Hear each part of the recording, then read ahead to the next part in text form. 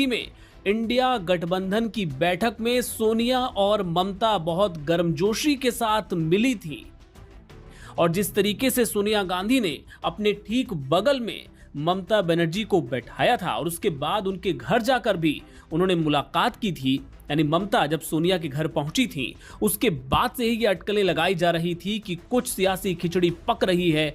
और अब सूत्रों के हवाले से यह खबर है कि सोनिया गांधी ने ममता बनर्जी को टीएमसी का विलय कांग्रेस में करने का ऑफर दिया है। उन्होंने कहा है कि अगर बीजेपी की राजनीति से लड़ना है, बीजेपी से लड़ना है तो ये कदम उनकी सियासत के लिए सही रहेगा।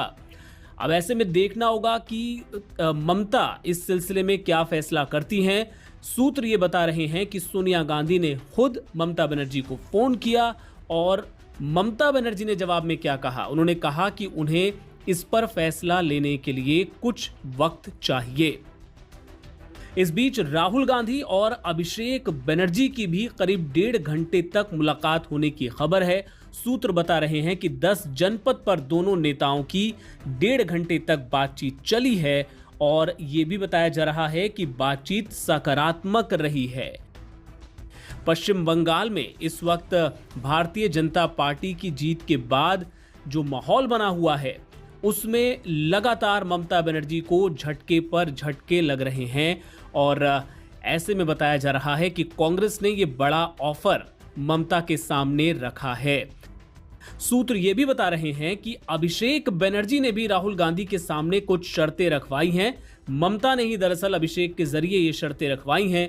उसमें ये कहा गया है कि ममता बनर्जी को राज्यसभा भेजा जाए और साथ ही राज्यसभा में नेता विपक्ष का पद दिया जाए।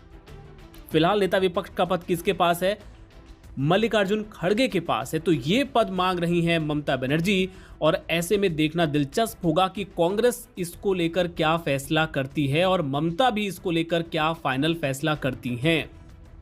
इस बीच कांग्रेस ने एक बड़ी बैठक बुलाई है अपने तमाम पदाधिकारियों की।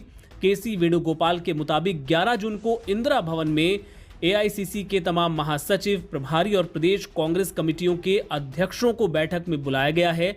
इस बैठक की अध्यक्षता कांग्रेस के अध्यक्ष मल्लिकार्जुन खड़गे करेंगे और बहुत संभव है कि इस बैठक में भी जो एजेंडा होगा उनमें ये मुद्दा भी शामिल हो सकता है। तो बहुत दिलचस्प होगा अगर वाकई ऐसा होता है कि ममता बनर्जी अपनी पार्टी का विलय कांग्रेस में कर देती हैं तो पूरी सियासत न सिर्फ देश की बल्कि पश्चिम बंगाल की सियासत में भी एक नया अध्याय देखने को मिल सकता है।